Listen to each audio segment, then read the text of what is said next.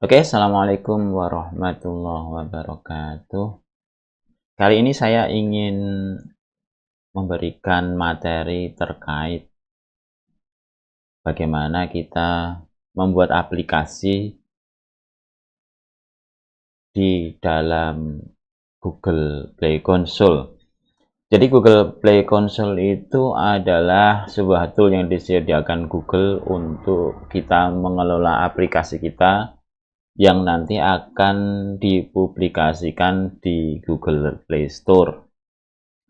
Nah, kita harus memiliki aplikasi yang akan kita upload tentu saja. Jadi nanti akan ada dua hal. Hal pertama yang perlu kita persiapkan di project aplikasi kita, project aplikasi Android. Yang kedua adalah bagaimana nanti di Google Play Console membuat aplikasi dan menguploadnya, kemudian mengujinya, atau bagaimana supaya ada orang-orang bisa mendownload aplikasi kita yang ada di Google Play Store. Baik, pertama kita akan ke project Android kita. Saya asumsikan kita sudah membuat project Android. Untuk kasus ini saya menunjukkan aplikasi Hexagon Pad yang mungkin nanti namanya akan saya ubah. Untuk package-nya sendiri sudah saya ubah, yang tadinya com example hexagon itu menjadi xyz modtech karena website saya sendiri modtech xyz. Dan ini nanti mungkin jadi bagian dari produk modtech xyz. Modtech itu maksudnya modern teknologi ya. Nah, kita harus mempersiapkan aplikasinya, sehingga di sini kita perlu membuild aplikasinya. Di sini ada build, kemudian ada dua build. Yang pertama build yang biasa ya, tidak sign. Kemudian ada yang sign. Sign ini adalah APK atau bundle yang kita tanda tangani. Nah, sebaiknya untuk upload di Google Play Store kita gunakan yang sign. Oke. Sebelum ke sini saya ingin tunjukkan ke kalian semua terkait yang ada di Build Gradle modul app ini ya. Nah, ini perlu kita buka dan kita pahami. Di sini ada bagian yang mungkin harus kalian tahu terkait dengan dua hal. Satu adalah version code, yang kedua adalah version name. Jadi dua hal ini nanti perlu kita perhatikan saat kita mengupload. Kemudian di luar itu memang ada yang lain, yaitu application ID. Application ID ini ya kita cukup sekali aja, kalau kita sudah tentukan ya sudah, itu nantinya akan kita gunakan seterusnya. Dan ketika kita sudah upload di Google Play Store ya itu tidak bisa kita ganti. Yang ada kalau kita membuat ID yang baru, nanti aplikasinya menjadi aplikasi yang baru. Sebelum lebih jauh, saya akan kasih contoh saja terkait dengan hal ini ya. Kita buka Play. Nah, ini adalah Play Store Google ya. Coba kita cari X. Kalian tahu tentu aplikasi X. Nah, ini aplikasi X ini adalah aplikasi yang sebelumnya namanya Twitter. Kalau kita klik di sini, kita buka. Nah, ini kan detailnya X. Tapi di sini ID-nya adalah com Twitter Android, dan ini tidak berubah. Jadi tidak berubah jadi X gitu. Ini tidak pernah bisa berubah karena ya memang saat pertama kali digunakan menggunakan com Twitter Android. Kecuali si X ini bikin aplikasi baru di Android. Nah, sehingga kalau kita balik lagi ke yang tadi ya, ini application ID tidak bisa kita ubah-ubah. Maka harus kita pastikan terlebih dahulu application ID-nya itu apa. Sebenarnya saya itu masih ragu untuk menggunakan hexagon, tetapi ya tidak apa-apa, nanti kita upload saja dengan hexagon. Saya ada ide lain yang mungkin lebih menarik, cuma nanti namanya name-nya yang akan saya ganti. Oke, itu tentang application ID. Balik lagi ke version code dan version name.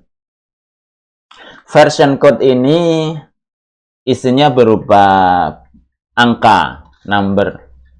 Jadi ini tidak bisa kita isi dengan string ya. Misalnya kita isi apa namanya,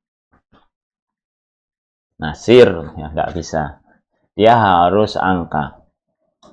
Sementara kalau version name ini string, jadi kita isi Nasir ya nggak ada masalah. Nah, fungsinya itu apa? Version code ini fungsinya bukan untuk ditampilkan ke pengguna. Jadi pengguna tidak akan pernah tahu version code-nya si aplikasi apa kecuali kita kasih tahu. Version code ini lebih digunakan oleh Google Play Console untuk mengelola, mendeteksi tentang aplikasi yang kita upload. Apakah aplikasi ini yang kita upload lebih baru atau sama atau mungkin malah lebih lama dari aplikasi yang sudah kita upload. Sehingga dia akan memperlakukan berbeda. Ketika aplikasi itu lebih lama atau sama si Google Play Console ini akan ditolak. Jadi dia akan memberikan peringatan bahwa aplikasi yang kita upload itu sudah pernah diupload atau tidak bisa diupload. Jadi kita sebaiknya menggunakan version code ini dimulai dari kecil. Jadi kalau kita langsung mulai 100, ya kita tidak akan bisa mengupload version code 99. Jadi syarat version code itu adalah setelah kita upload version 1 misalnya, kita build, kita upload, nanti berikutnya kita nggak bisa upload version 1, harus di atasnya version 1. Boleh version 2, boleh 3, dan seterusnya. Tapi saya sarankan untuk berurutan saja. Jadi 1, 2, 3, habis 3, 4 gitu. Meskipun boleh lompat gitu. Cuman menurut saya sih lebih baik urut dan dari yang paling kecil 1. Nah, version name ini adalah versi yang nanti terpublikasikan di Google Play Store. Coba kita lihat ke sini ya. Ini saya coba cari yang lain. Kasir sederhana. Ini kasir sederhana nih ya. Nah, ini kalau kita lihat detailnya, sebentar, detailnya di mana nih?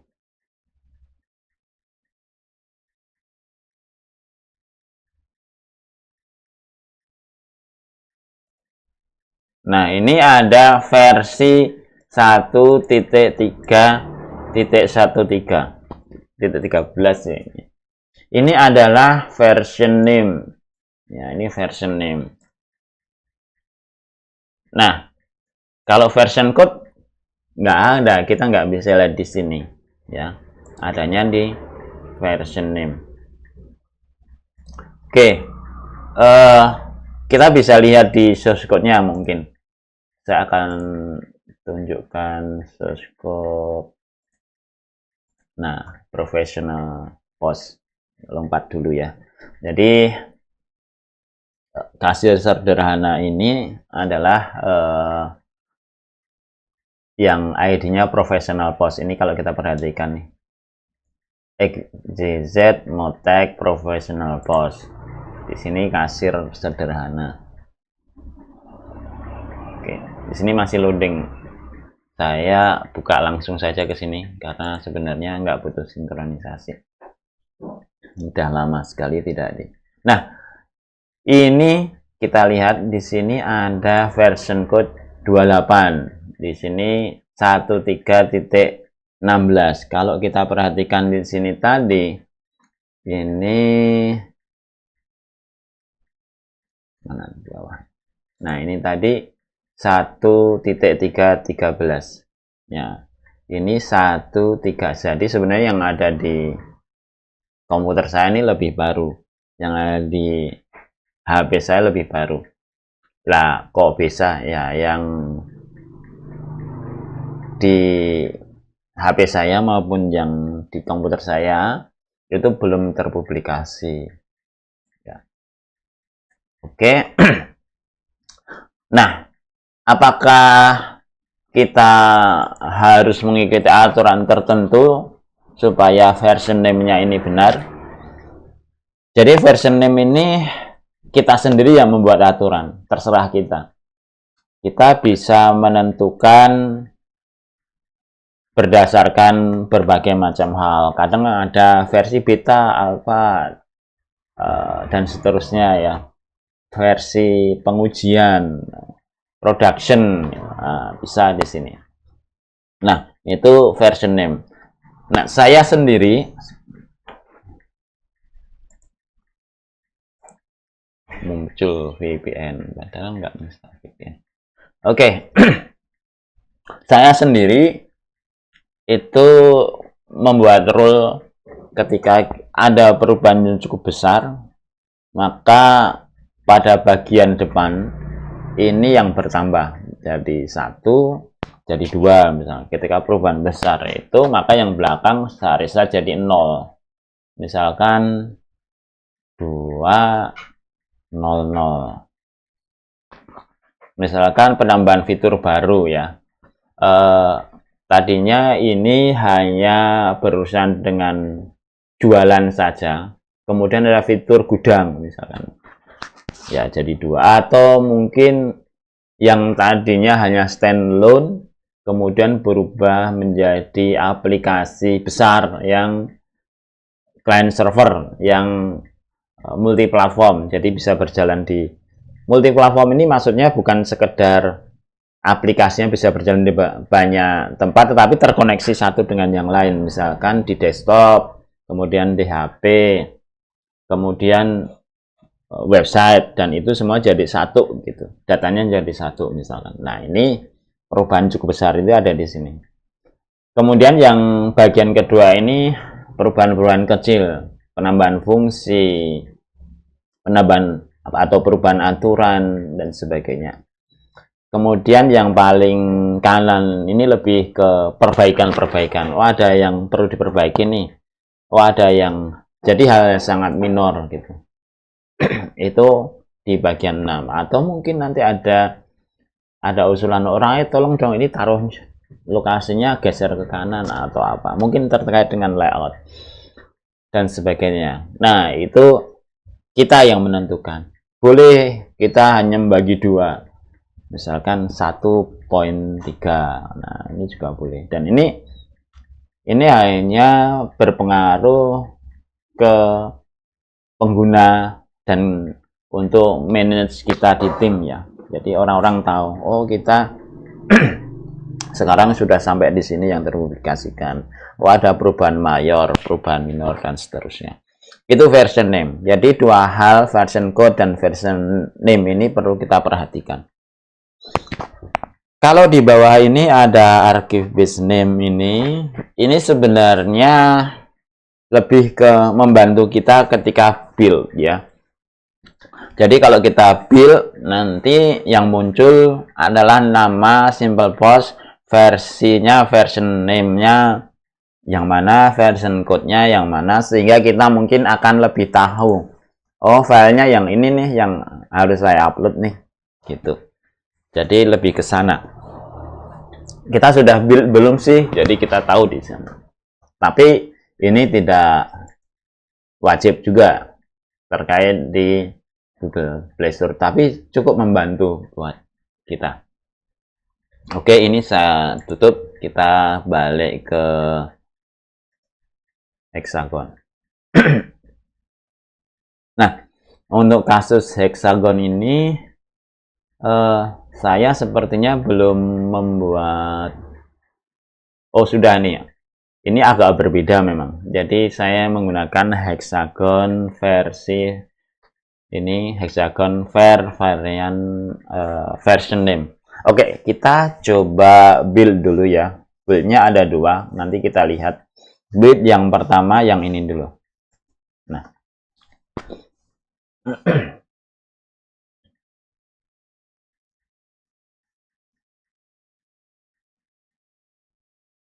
Nah, di sini kita perlu menunggu. Nah, ini sudah. Nah, ini munculnya seperti ini. Versi 01.6 APK. Coba kita ganti dengan misalkan ini saya mau rilis nih 20. Nah, tapi masih testing. Kita synchronize. Jadi setiap ada perubahan di sini di Gradle yang tingkat modul ini, kita perlu synchronize. Jadi semua Gradle perlu kita sinkronisasikan. Dan kadang di proses sinkronisasi ini memang butuh waktu yang cukup lama untuk selesai, tapi ini termasuk sebenarnya. Oke, kita coba lihat ya. Ini tadi 020, kita lihat.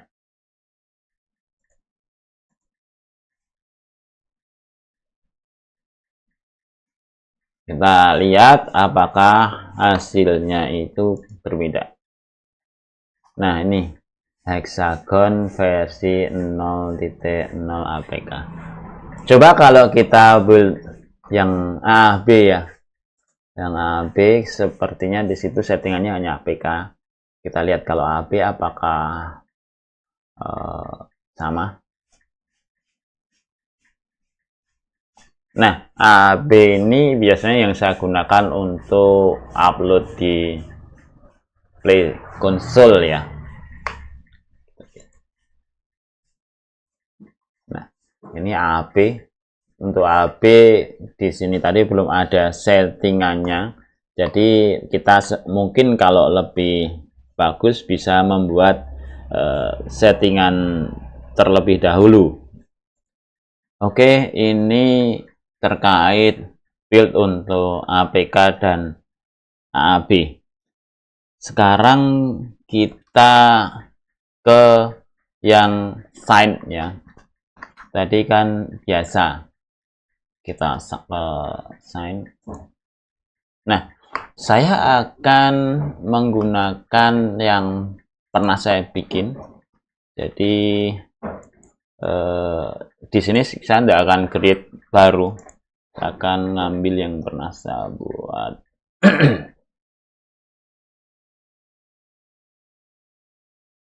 Di Android project. Start. Oke, ini saya menggunakan yang sudah saya punyai. Saya sengaja tidak bikin baru, tetapi kalian kalau mau membuat baru bisa create new dan ikuti saja langkah-langkah di sini ya. Nanti kalian bisa coba sendiri sampai akhirnya bisa build dan tidak akan ke-build ketika ada yang salah langkahnya, ada yang kurang. Jadi kalian bisa coba sendiri, kalau sampai itu berhasil, maka itu berhasil gitu. Kemudian ada password alias dan key passwordnya. Jadi key store password sama key passwordnya di sini yang harus kalian ingat ya. Kalau misalkan salah nanti tidak bisa build. Oke, selanjutnya next kita coba pilih yang release, kemudian create. Nah, ini proses untuk membuat AAB, Android Application Bundle ya. Nah, nanti ketika ini sudah selesai, kita bisa upload ke Play Console. Nah, di Play Console kita bisa sambil mempersiapkan buat aplikasi.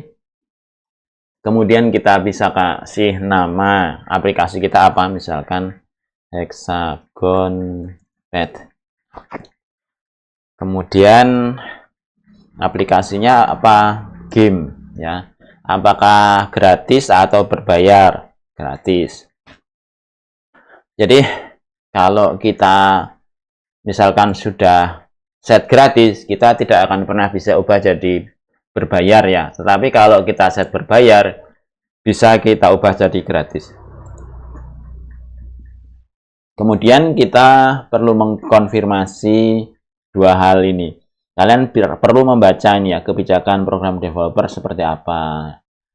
Bagaimana aplikasi yang mematuhi kebijakan untuk yang dari Google ya. Kemudian apakah kita memenuhi syarat di Google Play Console ini untuk upload aplikasi dan seterusnya. Kita kalau bingung bisa menghubungi Google di sini.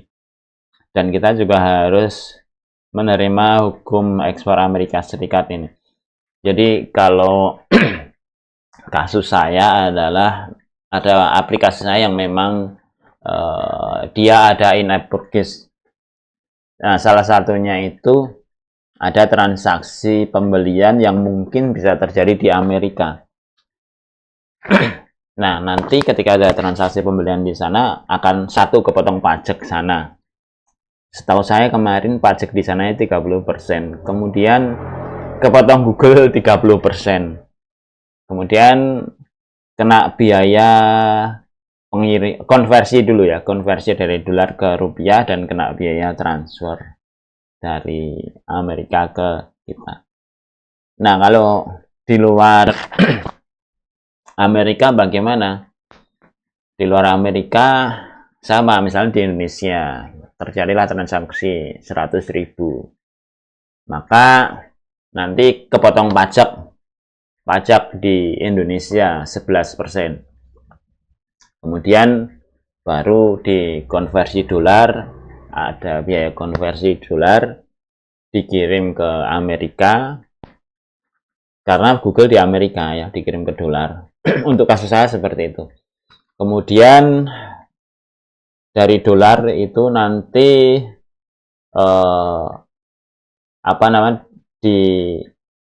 dipotong sama Google 30% ya. Google motong 30%. Kemudian dari Google nanti akan dikirim ke saya. Nah, itu nanti akan ada kena biaya pengiriman dan biaya konversi ke rupiah. Saya tidak tahu apakah itu nanti juga ada pajak lagi ke negara Amerika, karena kasusnya kan Google di Amerika. Kalau potong pajak Amerika ya kepotong lagi nih ya. Oke, kita bisa klik di sini. Kemudian kita klik buat aplikasi. Bentar.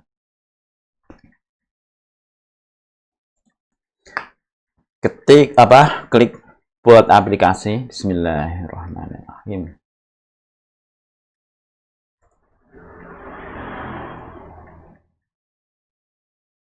Nah, apa yang akan terjadi kita lihat. Kita tunggu.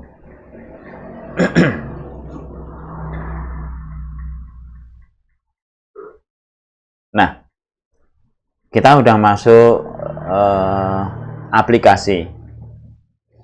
Di sini saya tidak akan ke semua bagian ya.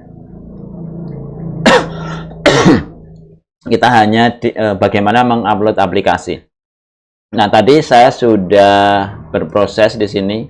Oh, masih proses ini ya, proses build. Oke, saya sambil menunggu proses build, saya akan cerita terkait dengan aplikasi yang kita upload itu bisa diupload di mana saja. Ya, jadi upload aplikasi itu bisa diproduksi. Produksi itu bagian sini. Saya ketuk ya.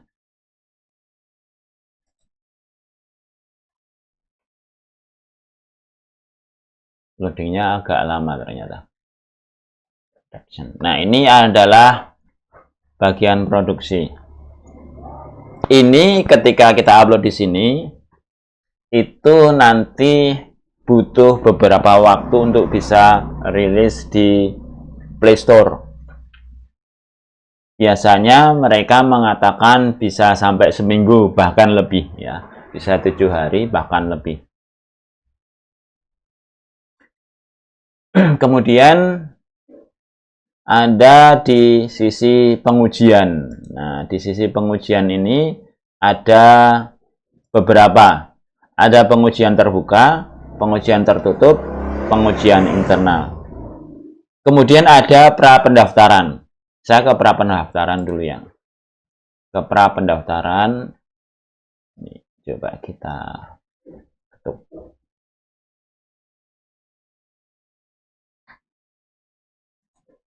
Oke, pra pendaftaran ini kita tidak melakukan apa namanya upload ya. Coba kita buka pengujian tertutup. Nah, itu ketika kita klik buka pengujian tertutup, maka yang masuk adalah pengujian tertutup. Jadi di pra pendaftaran ini sebenarnya tidak ada upload apapun. Di sini lebih kita menguji apakah nanti aplikasi kita sebelum kita luncurkan itu ada banyak pengguna yang ingin mencoba aplikasi kita atau tidak, gitu ya. Itu lebih ke sisi promosi kali ya, atau sisi pemasaran kali. Nah, yang bisa kita upload itu ada 3 di sisi pengujian, yaitu pengujian terbuka, kemudian ada pengujian tertutup, kemudian ada pengujian internal. Oke. Saya akan menjelaskan satu persatu dari pengujian terbuka.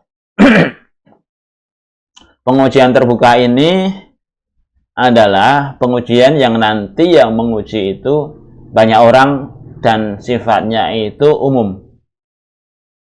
Jadi ketika kita membuat pengujian terbuka, maka bisa banyak orang yang terlibat tanpa harus kita tentukan siapa gitu ya. Maka di sini ada pilih penguji, ini coret. Nah, kita bisa memilih negara mana yang kita tunjuk untuk melakukan pengujian. Tambahkan negara atau wilayah mana, gitu ya. Kemudian pengujian tertutup. Pengujian tertutup ini sering disebut sebagai pengujian alfa.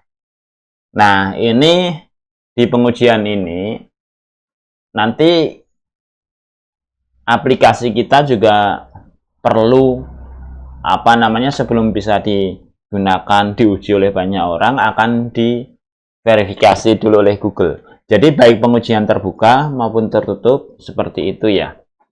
Tapi nanti untuk pengujian tertutup ini kita perlu menentukan orang-orang yang menguji. Nah, yang internal ini pengujian yang aplikasinya tidak perlu menunggu verifikasi dari Google. Jadi kita bisa langsung upload dan uji. Kita coba apakah tadi sudah real. Oh, ternyata masih berproses dan cukup lama untuk untuk jadi A B ya. Oke. Tapi pada dasarnya di sini nanti hasilnya sama seperti yang sudah saya tunjukkan tadi ya. Nah, di sini nanti saya bisa menentukan pengujinya siapa. Ini Oke, di sini kita bisa menentukan pengujinya siapa. Nah, kemarin yang sudah mencoba aplikasinya dan register itu emailnya sudah saya masukkan ke sini, sehingga saya bisa tinggal centang di sini, kemudian bisa saya simpan. Nah, ini nanti sudah terdaftar bahwa orang-orang yang ada di sini adalah orang-orang yang bisa menguji. Nah, cuman ini kan masih belum bisa diuji karena kita belum rilis. Kita perlu melihat mengupload rilis yang baru.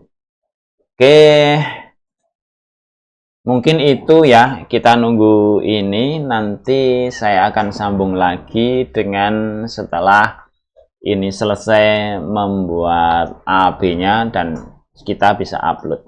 Oke, mungkin itu dulu. Terima kasih. Assalamualaikum warahmatullahi wabarakatuh.